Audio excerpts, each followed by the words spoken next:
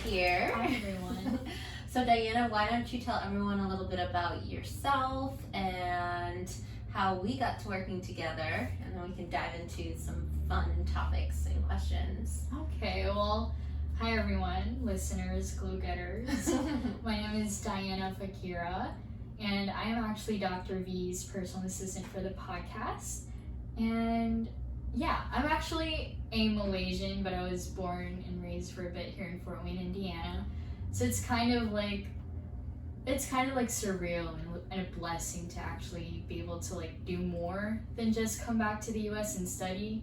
Now I'm actually working with Dr. V on her podcast.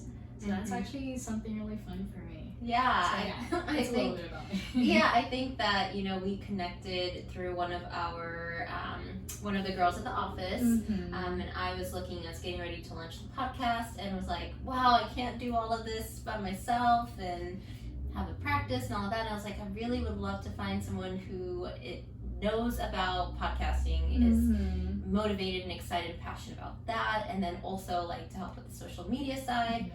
And then she connected us, and we're like, whoa!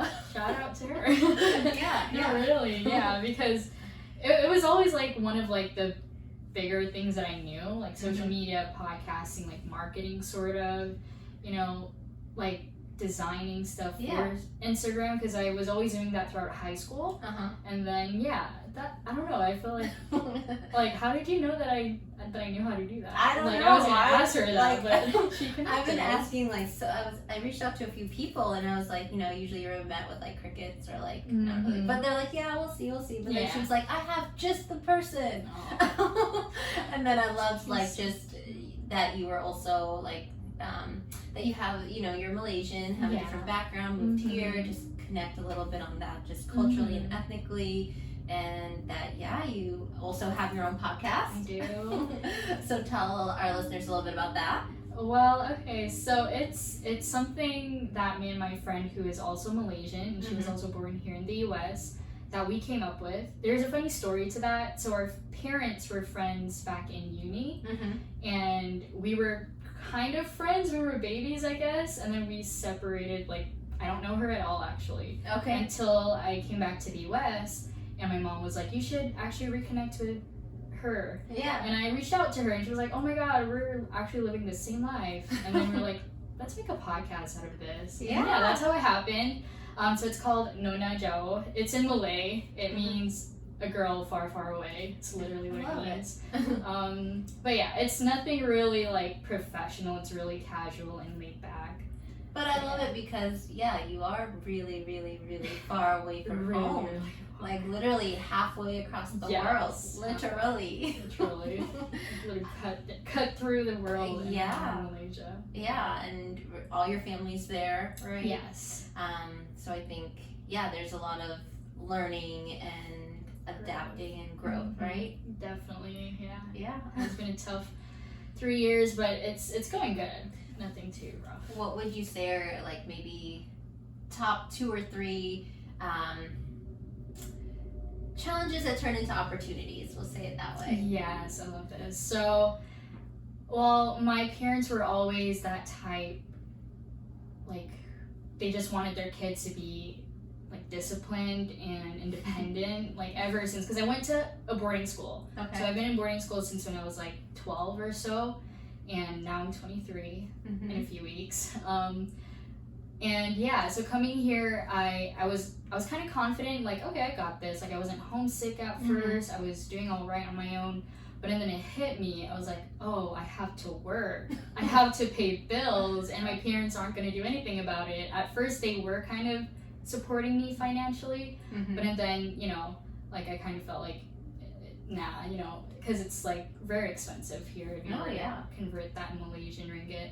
So I have like other younger siblings, so I thought, like, it's okay, mom and dad, like, I can do this. So I thought I was really confident. I thought I got it because I was working, I was going to school, and I was doing okay with both.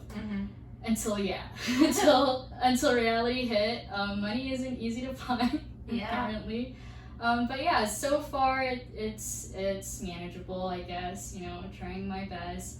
Working 2 jobs right now. Yeah. But nothing's impossible. I feel like you just gotta work for it. Yeah.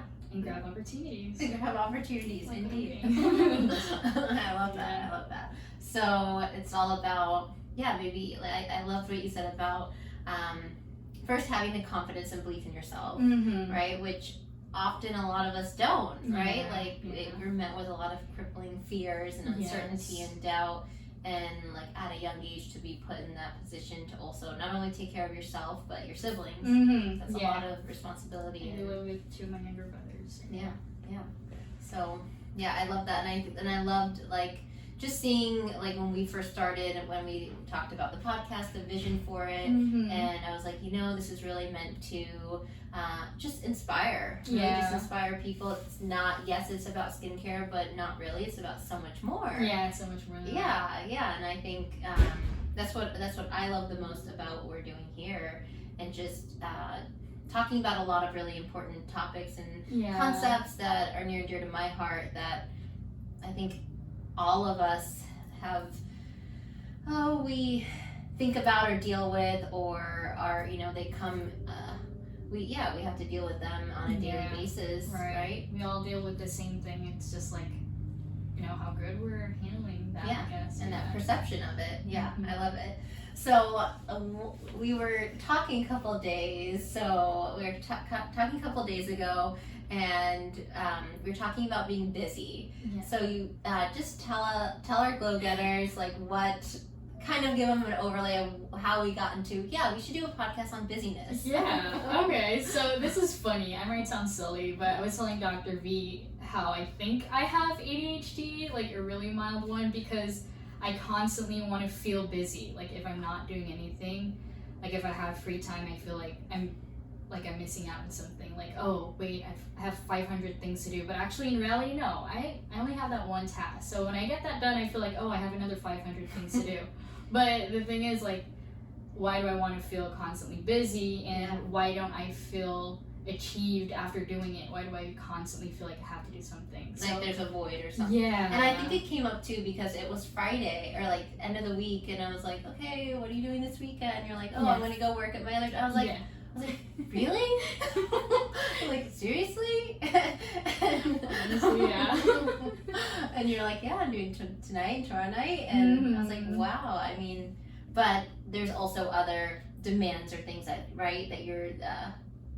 There's other reasons why you're doing that. But aside from that, you're saying when you come home, either emails or checking this, checking that, right? Like our to-do lists. I think there was a big shift for me. I would say like maybe 2 years now, where I couldn't relax. Like I was like the master, ultimate multitasker. So like, and even now, like I get made fun of for I can't stay in the bathroom when I brush my teeth. I like walk around, do all these different things, right? Like like while you're doing this, you're doing that. And it's like, okay, how many things can you like pile on at once? Because you think you're being productive. But really, you're dividing your focus in, instead of, I find it now, it's a good practice of like being present, right? Of like trying to do one task at a time. I can't do that. Well, before us, so I tried to do like 5 or 6 tasks at one time. I just feel like if I'm not doing 10 times at the same time, I feel like I'm not doing enough. Like I'll never get things done. But in reality, I never get things done. I leave things halfway. But unless like, when it comes to work, obviously not. But like other things though, like, and then my dad would always call me up for that. You did this thing halfway and you want to do something else? I was like, oh, did I? Like it's hard. I don't know. I also find like for me, like the more I kind of shifted to look at how many loops do I have open, or like how many tabs do I have open of like things like in my brain or mind of things to do. Like we start so many things, and there is a sense of completion if you like finish a task or you get it at a good stopping point. But so often we start something and then we're sidetracked by 50 other things and we forget where we're at, right? And I think that's a big part of it. And then the shift from having to do multiple things or feeling the need to do it, and I think that comes in part from if you're working and you have bills to pay or just other demands of your time and money and different things like that. I think that creates pressure internally. Yes. It's external, but then we internalize that. Yeah. Right? Yeah. That makes so much sense, because I would describe myself as the most calm, most chillest, most patient person. Yeah. But when it comes to like stress, I don't see it. I don't see myself stressing out, but inside my head, I go to sleep thinking about 1,000 things. Like, what am I thinking about? It's probably like we internalize it and we don't realize it. And I think part of it is like acknowledging, okay, we have these things that we need to do, but okay, if we take time to turn off our brain, right? You'll be like, okay, brain, these things can wait till tomorrow or for an hour, right? You carve out 30 minutes. Because before, it's hard to I would have difficulty going and working out fully and focusing. Yeah. Right? So you try to multitask with things, but by telling myself, or it's giving myself the opportunity to say, hey, take this time for you, even if it's 30 minutes, and then you can come back. Right? Yeah.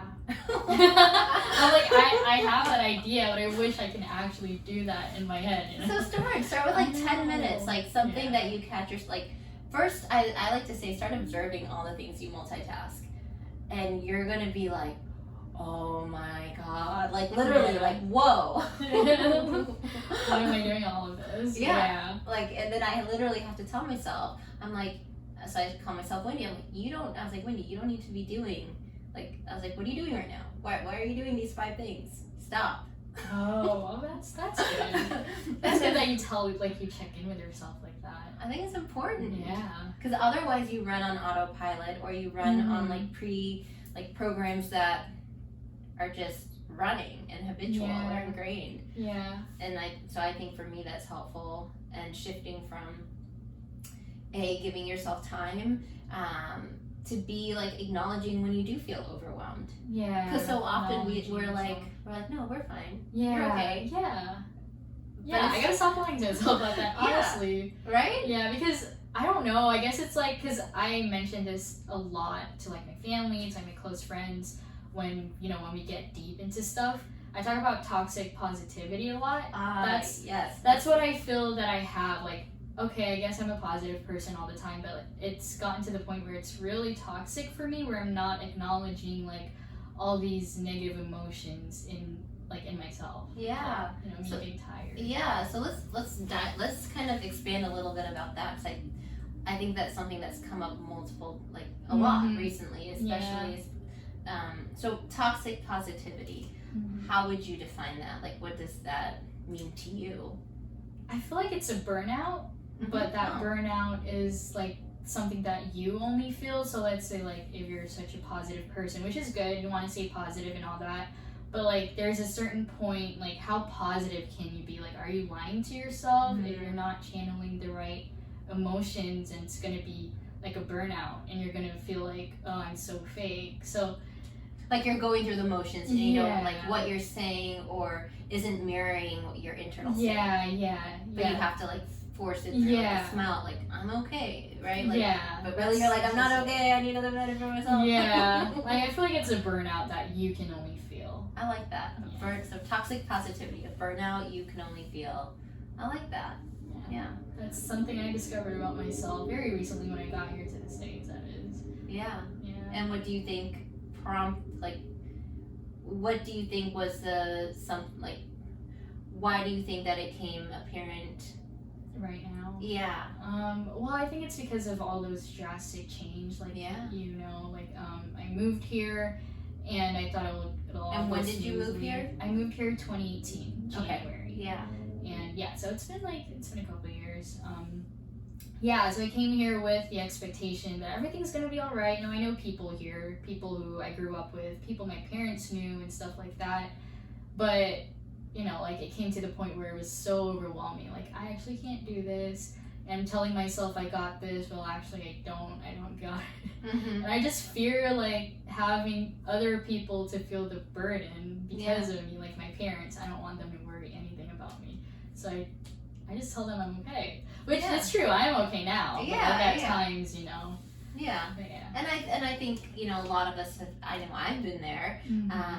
Let's see, toxic positive, or times, let's see, where I feel like I would label myself as feeling toxically positive. Toxic. Okay. I would say, okay, I am people would describe me as a very positive, like, half glass full, like, person. Okay. Oh, absolutely. But I think there's a difference between, like, yes, I think what people see, yes, I'm a very extroverted person, and I externally show that positivity, but I feel like there's a duality of everything. Yeah. So my introverted side is equally as strong, or not, if not more. I'm very introverted. Oh, really? Oh, I'm so introverted.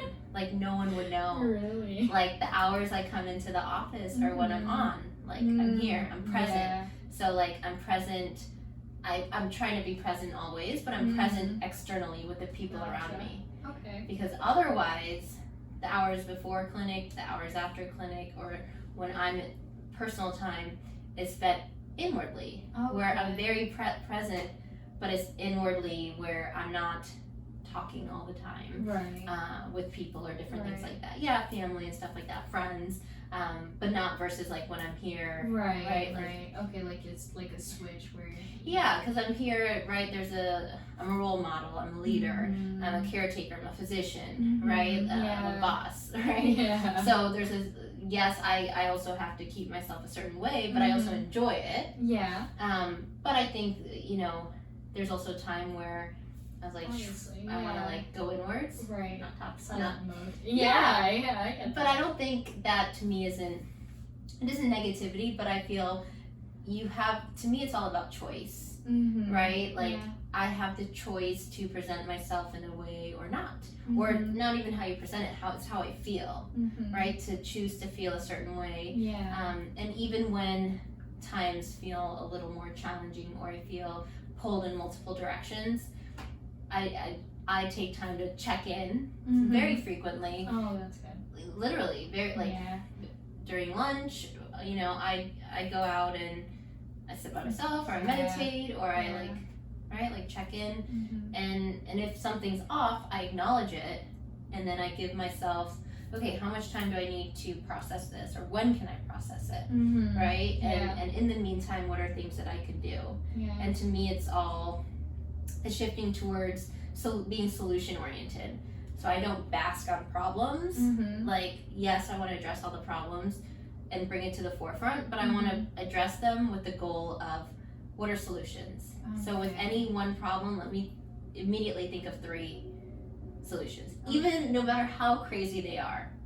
Like, let's say we're sitting in this room and it got cold. Yeah, it got cold. I'm freezing. We're freezing in here. The heater's not turning on. What are we gonna do, right? Like, I'm like, okay, I'll do jumping jacks or do breath of fire, or like, right? Yeah. Like, but I think doing that in bigger ways, like more demanding ways, like if something's going on in the office, I'm like, okay, well, what are 3 things we can do? Yeah.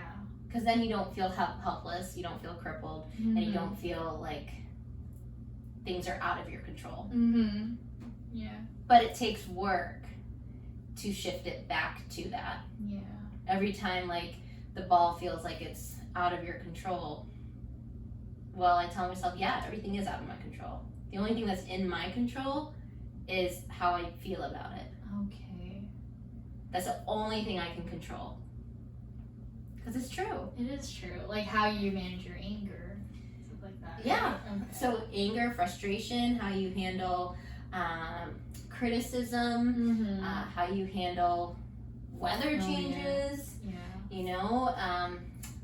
the team environment, patient care, right? Like how you handle driving into work. So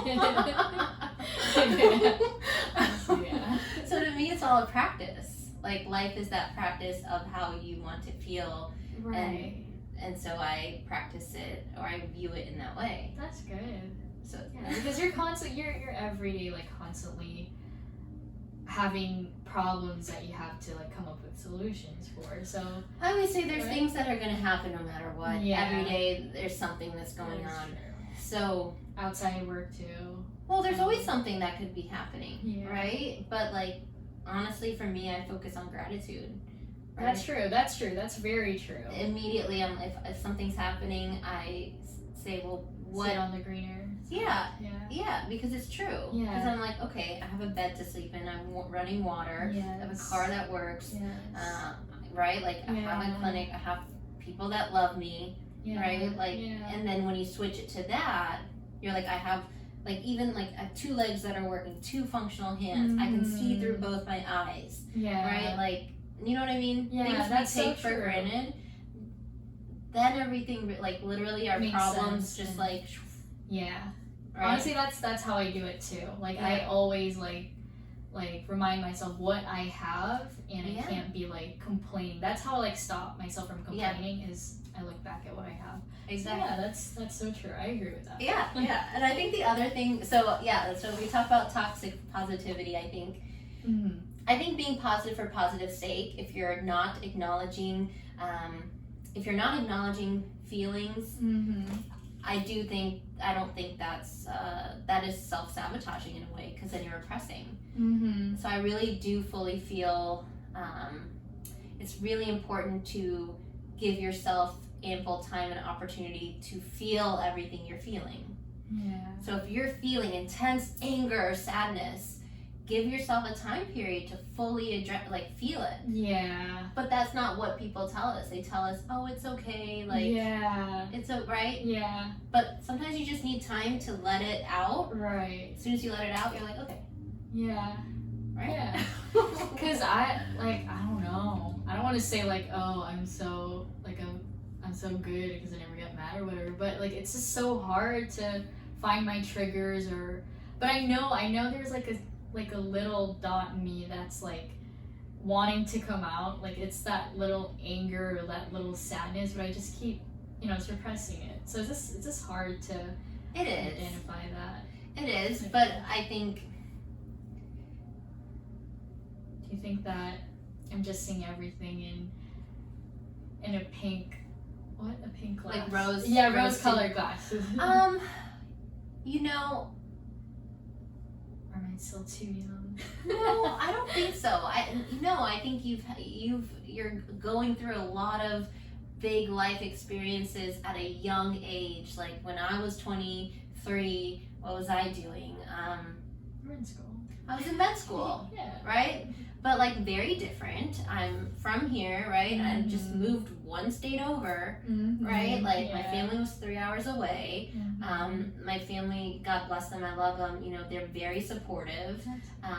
Helped me in many ways. You know what I mean? Like, completely different than I'm imagining. Like, my dad's from India, so if I had to move to India and now have to take care of 2, or, like, right? Like, being that's a lot. Yeah, that is a lot. Right? Like, oh my gosh. And so it's just, right? Like, giving yourself, like, acknowledging everything you're going through. Yeah. Because it is a lot. And you're doing an amazing job. Thank you. You are. I don't know. You are. I don't know. It's just a lot to process, honestly. I don't think, like, I'm there yet. I don't think, like, I realize that you have actually moved away from your parents. Yeah. I don't think I realize that yet. I don't think so either. And that's okay. But, like, I think that's okay. I also think that things come out when they're meant to come out, when you're ready for it to come out. Yeah. And you're coming, and anyways, in your low 20s, right? Yeah. Like, you're evolving, no matter where you're at, like, you're shifting into, right, like, adulthood. Yeah. Right? I don't like adulthood. Yeah. Like adulthood. You have, like, responsibilities. Yeah. Bills. Yeah. But, and then, I think it's there's a lot going on there, but I think you're cognizant of it. And I'm just getting ready for that. Probably. You're going to have some big moments come up. Like I cry on the podcast. Yeah, maybe. No, I don't know. I would say everything comes out as it should, but yeah, I think that's really good. And someone even was saying, like, back to toxic positivity, it's just 2 sides of the same coin to me. Like, if something's going on, it's just how we perceive it. And we perceive things based off of our prior experiences of it, and then our brain just puts it into, if something happens, it's already processing, okay, this is what happened, labels it, okay, so if this happens again, this is what you're going to feel and think. Yeah. And all of that's happening like a computer without us even trying. Yeah. But it takes intention and effort to be like, whoa, that's actually just a program running and I can shift that. So when actually someone says put on rose-tinted glasses, it's not to mean to be naive about it. I think there's a difference, because maybe I was more naive in the past to be positive for positive sake. But then I wasn't acknowledging areas in my life that I wasn't so happy about or at peace about. Yeah. So then digging through that of addressing, okay, well, what am I covering up, or where am I having this mask, right? Yeah. And addressing that it's messy. Yeah. It's messy, right? Because then we don't always have a smile on. Right. But that's okay. Because out on the other side of processing it, you can then choose, okay, this is what happened, or this is what's happening, and I'll be okay. And then to the point where, okay, and I can choose to wear a smile or not, right? Or like do something to lift you up or not. And I think that just comes with time. Yeah, it definitely does. Because on the downside, someone who's a pessimistic, right, or negative, it's very draining. It is. Yeah. It is very draining. I think like the reason like how I am is because like I've always been surrounded with people, not like close people or family, but like I've seen people who are just so negative and pessimistic. Yeah, it's not fun. Yeah, it's not fun. Steppy You downers. don't want to be that. So, Yeah. So I like see that coming and I'm like, nope. You're right. Like, nope. Yeah, I was like, stay in my lane here. Yeah. Because it's important, especially like when you're processing things, you're easily influenced by others around you until you like can be your own influence. Yeah. Right? Yeah. It's true. That is very true. Yeah. I don't know. It's a lot to learn about myself, honestly. But yeah, that's. But isn't that why we're here? Yeah. Yeah. Yeah. I'm grateful. Me too. So you have a couple questions for me. Yes, I do, Dr.V. And I don't know what they are, so go easy on it, right? Honestly, I wanted to know because you're like always on the go, and this is gonna be, I'm not throwing her under the bus, but Jessica, your lovely clinical assistant, before like I even like came here, she talks about you all the time. She idolizes you, and I understand why. But yeah, so like, you know, you're very on the go, and she keeps saying that she does this, she does that, and she's very spiritual. I want to know, like, how do you do that, Dr. V? what's your like tip? Well, I would say honestly, I'm gonna pull the same thing up. To me, life is duality. There's the go, but there's also for me, a big part is implementing the pause and the poise. Like those, they go equally hand in hand. So now, and what I've learned is the ability for you to, like if you're trained, like I love working out and training. And so for me, it's like the faster, it's not like how much you can keep going, it's how fast can you recover.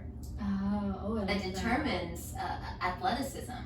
Yeah, okay. So and that's physical athleticism. Yeah, but you can take that to mental stamina, and that way it's how fast can you take from like going all the way up to how fast can you quickly like pause and like relax.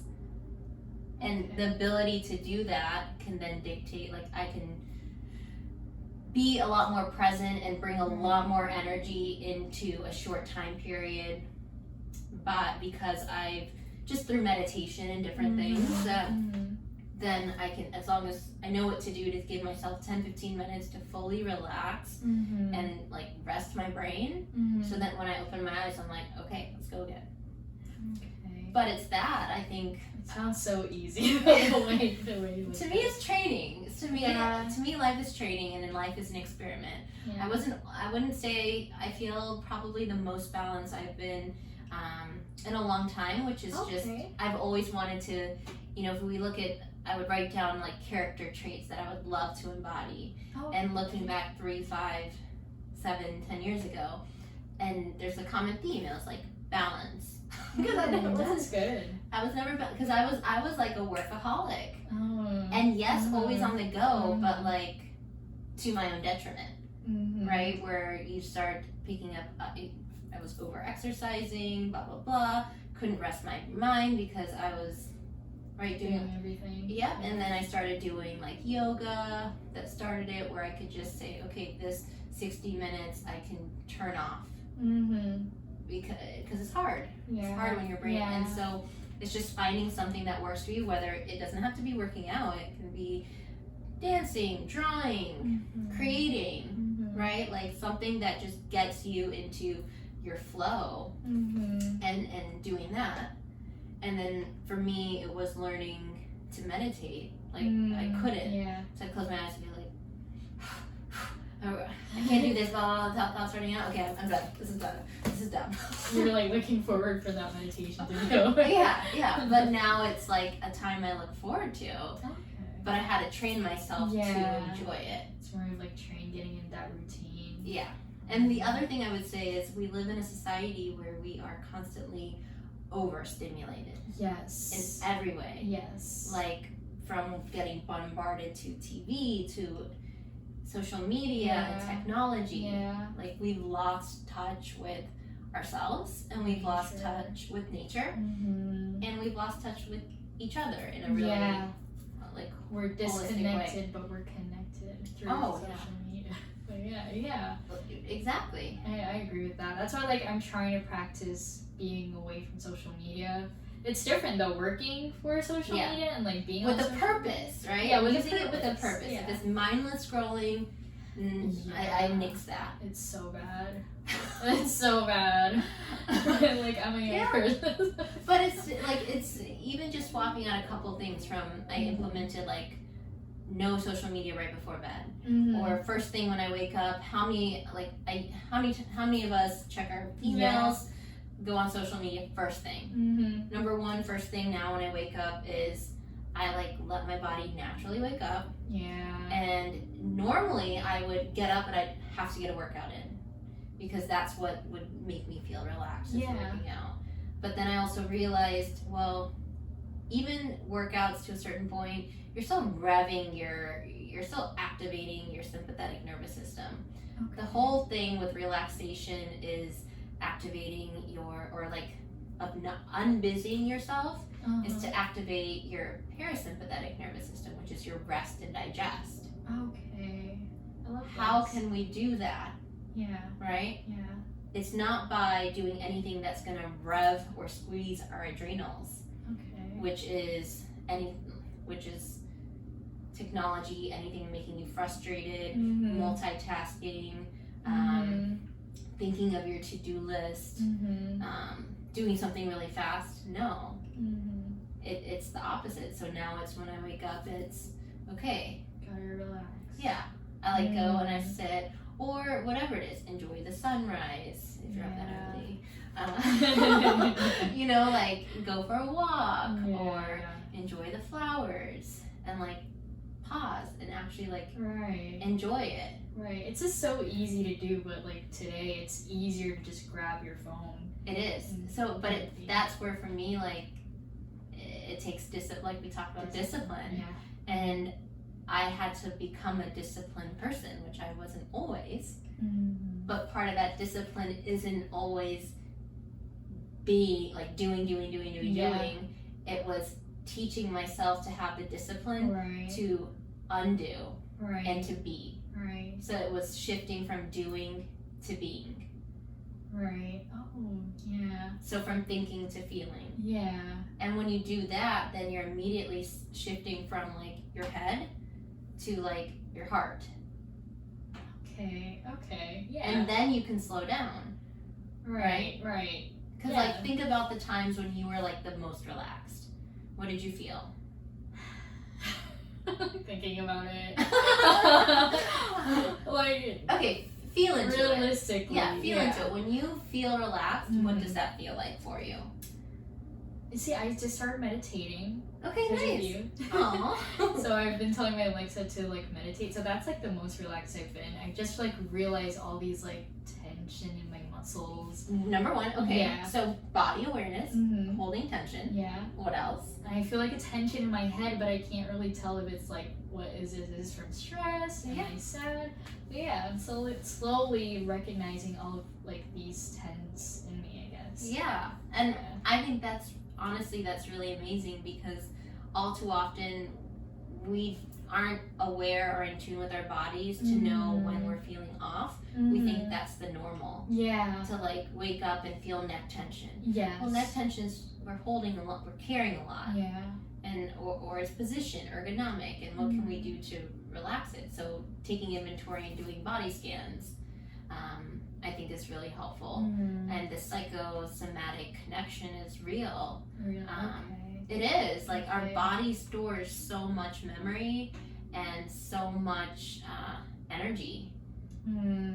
Is that And why like, stress. when you go to like massage, you say like, oh, your back is tense, like you're stressed? So Yeah, that's really we all hold it in different ways, and I do think that learning to first know what your patterns are, how you hold tension. Like we all have what is stress, but it's also what we call stress and what we view it as stress. And by telling yourself like simple things, like I would just always tense in my neck, and I just tell myself, oh, relax. Like just tell yourself, relax. Yeah. And immediately just saying relax, like your body, you're like giving your body, like you have to like tell a command to your body, like you don't have to hold this, let it go. Yeah, that's something that we overlook really often. But that is honestly one of the, like there's one thing that, like I would hope someone, I was like, what can you implement, is just start noticing where you hold stress in your body, and then the next thing is, once you know what it is or where it is, now teach yourself how to relax it. So whether you do it with breathing or massage or breath work or stretching, you know what I mean, like right? Because you were saying, okay, you feel tension in your body, then what happened during your meditation?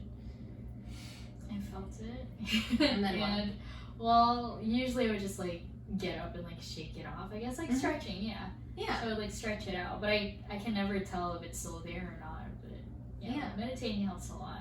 Definitely. And there's all different, I think when we use the word meditation, it scares people. So I like to say, it's just awareness. It's just awareness. Acknowledgement of yourself. Yeah. So I think it's, I am go. I'm less go, but it's also a state of mind. So I'm constantly unwiring my pattern, which is that I have to always be doing things, because that's what I was programmed to do. Right? Like growing up, going to school, you take all these extra credits, doing all these extracurriculars, and then I went to accelerated med program where you had no time. And then med school, and then residency, and then you start your practice, just in my state, right? But I was always doing things. And so now I'm like, no, that's just I was like, that's how you were trained. That's how I look at it. I was like, you were trained. So now untrain yourself to now be relaxed. That's a good point. And it's training. It's not easy. I feel like because I grew up in a boarding school, literally, so I had like a very, very specific schedule and structure. And I'm so used to that. That's why I feel like, oh, I need to be on the go 24/7, but I never feel accomplished. So I guess it's more so like in your structure. So I say we all need some element of structure, but loosen it. So build into your structure playtime, or relaxation time, or unwind time. To me, like, since I also like to, I'm going to use the word busy, be doing things, to me meditation is me doing something. It's me undoing my doing. Oh, okay, you're undoing it. Okay. Like, it's still time that's being spent. But I'm not hashing out all these emails. I'm taking time to check in, go inward, breathe, and release. But I have to build that into my structure and my schedule. Yeah. Right? Do you, like, is that not like stressful for you? Do you not write it in? You just okay. So initially, yeah, but then I found myself replacing. So I will say I am a pretty regimented person. I am a routine person. I like routine, but I also like some element of spontaneity in there. Okay. And there was a point in my life where I felt like you like wake up, hit play. Yeah. And this is what you at this time you'll find me here. At this time you'll find me here. At this time you'll find me here. Okay. And then end of the day, it's a loop, play. Mm-hmm. And then I'm just. It's because we put these limitations. Yeah. And then finally I had to be like, well, if you want something different, you have to do something different or be something different. Okay. But then it was like, oh, if I don't have my routine, then this isn't going to happen, this isn't going to happen. And then I'd start freaking out. Yeah. And I'm like, hey now, no, it's just shifting things. Yeah. So, and I think I just added an element of variability into my structure. Okay. So something similar, I'll give you an example. I rotate around furniture in like my house pretty routinely. Yeah, no, that's good. Right, like every month.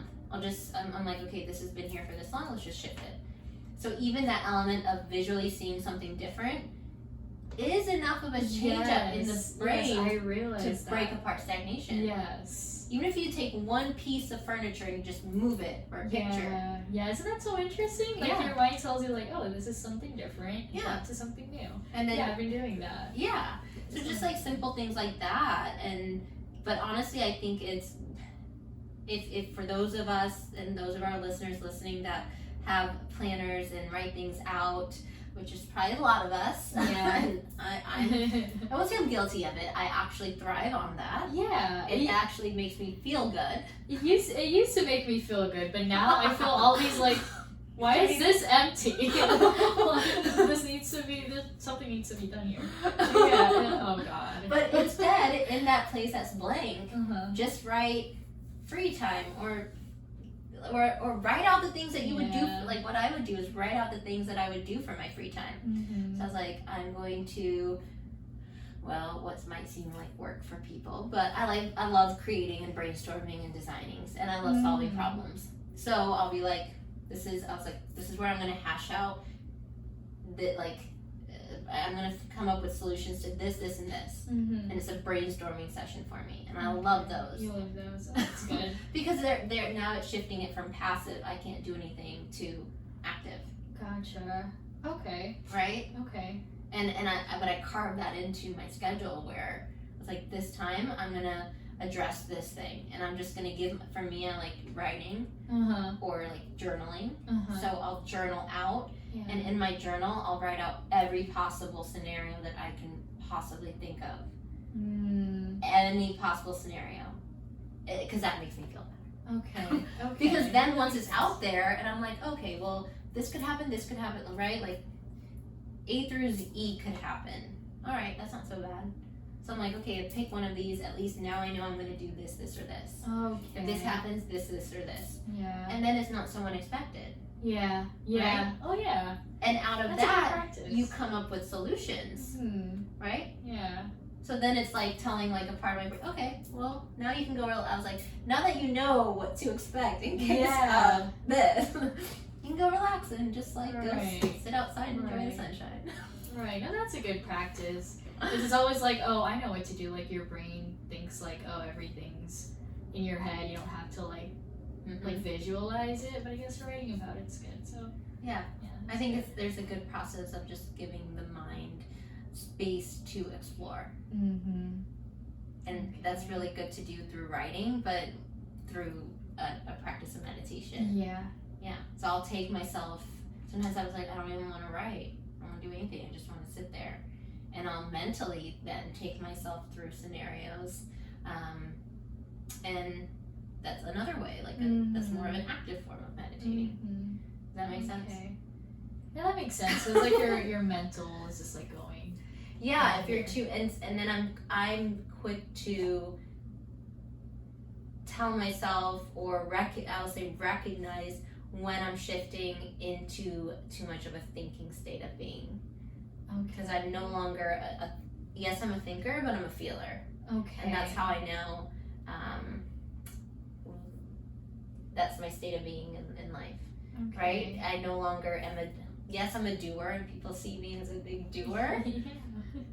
I guess I am. You're laughing. I'm laughing because to me it's I'm being and having fun, and I'm creating, and yes, I'm doing all those things, but the element that's coming through is it's coming from playfulness.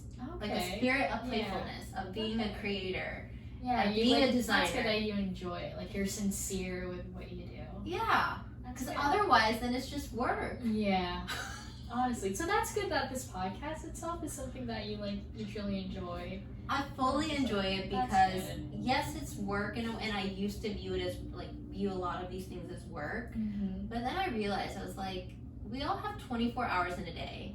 I'm 33 years old, and if I had everything in my heart could quite possibly ever imagine and desire, let's say all those things came true, boom, you want this, okay, all of those things came true, then what would I do? What would you do? Sit. Then you go sit. You sit for as long as you want to do. Okay, then what are you gonna do? Find something new, I guess. Right. Okay. That's what I'm saying. Like, even when you go on vacation, like, there's still, if you were permanently there all the time, yes, some people would love it, but a lot of people would miss the busyness. Yeah. Like, that's a cycle where we need pause, and then you have things that you then pick up and do. Yeah. So why not build that into your life now? That makes sense. Right? That's really deep. Yeah. No, I like it. I like these reminders. Sometimes I need a person to actually tell me all of these things. Because yes, I can read this. Yes, I can read about it. Yes, I can tell myself. But you have to experience it and live it. Yeah. And we all have 24 hours in a day. What do you choose to do with it? Right. And sometimes you need a big chunk of those 24 hours to literally do nothing, or to go sit with friends, right? Or be alone. Yeah, and that's okay too. Yeah. But I guess that's how I view it. Yeah. Right. Yeah, it's a completely different perspective than 4 years ago when I started my practice. I thought I had to constantly be doing something, otherwise I wasn't moving myself or the business forward. And I like progress. Yeah, progress is good. Yeah, don't like stagnation. But it's a completely different mindset when you learn that the pause before the storm, or the pause before you go, is where the magic happens. Interesting. It is. Oh, I like it. Yeah. The pause before the storm. Yeah. Okay. Yeah, there's a lot to learn. Yeah, I know. So, any other burning questions? Oh, honestly, you just answered all of them. I did have a couple in mind, but yeah, kind of covered them. Answered. Yeah. Okay. Yeah, I just wanted how you view things, because it's just I look up to people like you, Dr.V, people who are always intelligent, have their own business, also at the same time spiritual, very active, taking care of themselves, and you're one of them. So thank you. Just wanted to see. Thank you. I appreciate it. I think one final piece that I would leave you with is you can't make it about you. That should be number one. Yeah. Actually. Yeah. Yeah. That should be number one, because when you make it about you, then you're missing the whole point of why we're here and what we're doing and what we're meant to be doing. Yes, we do need to put ourselves first to create things, and when you take better care of yourself, you can take better care of others. I do agree with that, but that's not where it stops. It's taking care of yourself in order to take better care of others. Yeah. Right? Yeah. So that's the way I view it. I view it, if I give myself this time, right, before practice, then when I come into the office, I'm going to be here 1,000%. And I'm going to be so present with my patients, my team, all of that. But it can't be about me. Right. It has to be about And for me, it's a mindset shift. And that's the whole point of the podcast, right? It's like the Glow Collective, because it's not just the solo glow. It's how can all of us individually do things to light ourselves up and learn to glow ourselves from within and also externally, and then light up each other along the way, right? Like lighting up our own fire to the point where now we can light up another person. Right? Yeah. And then slowly, one by one, there's more light. Everyone's just like leading from a life of passion and creativity and connection. But it comes with connecting with yourself. Right? That's the goal. Yeah. That's the goal. And you're doing it, Dr.V. You really are. Now I'm like more motivated to actually do something with my podcast. Because it's just something really silly that me and my friend did. But I think that's amazing. Okay, after going through this process of a podcast, it is a lot of work. It is. Like, looking back now, I'm like, whoa. Like, did we really do all this? You really did. Yeah, it is like, a lot. But for me, I don't view it like when I'm starting something, I just start, okay, this is the first. I write out all my steps. Okay. I write out all the steps that I would need to take. And then I'm like, that's a lot. I'm like, oh my God, I was like, can't do it. No. And then I'm like, okay, come back. And I'm like, all right. I was like, why don't you just start with this? Yeah. I was like, when do we get to here? I gotta start. I was like, when do we get to here? Okay, well, look at the next one. Yeah, I actually do like start from step to step. Yeah. Yeah, and then just take it one day. It's funny though, because like people, when the podcast is out there, people are like, oh, let's listen to it. They don't know like behind all of that. Like, there's so much work. Yeah, the registering of different platforms, how to put first, how to set up a recording area, what microphone to get, reaching out to people. Yeah. Then the whole social media side, the marketing, and that's why like I'm so grateful to have connected with you and work with you, because you're doing amazing, in such a short time period, and I'm really excited to see where it all goes. Yeah, I'm excited too. Yeah. Really am. And just take it one day at a time. Yeah. Good job, Dr.V. Good job to you, Diane. So why don't we end with some of our 5-minute glow ups. Okay. Oh yeah, I forgot about that part. So I'll let you ask that, and then you can ask me back in return. Okay. So you have 5 minutes. What do you do? Why are you laughing? Because I already know what I'm going to say. Okay. So, yeah. Okay, so let's set the theme and the stage here. You have 5 minutes, Diana. What do you do for a snack? For a snack?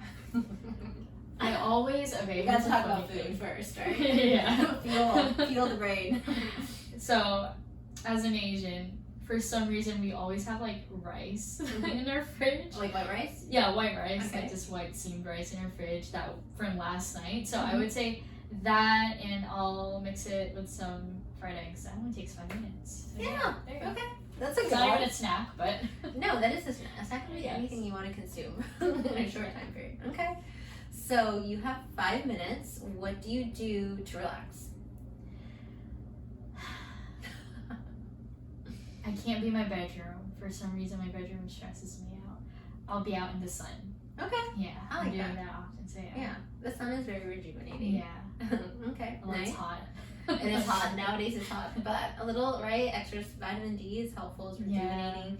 Vitamin D stimulate, like the sunlight just stimulates your pineal gland, right? Like that activates serotonin, melatonin regulation. So a lot of stuff.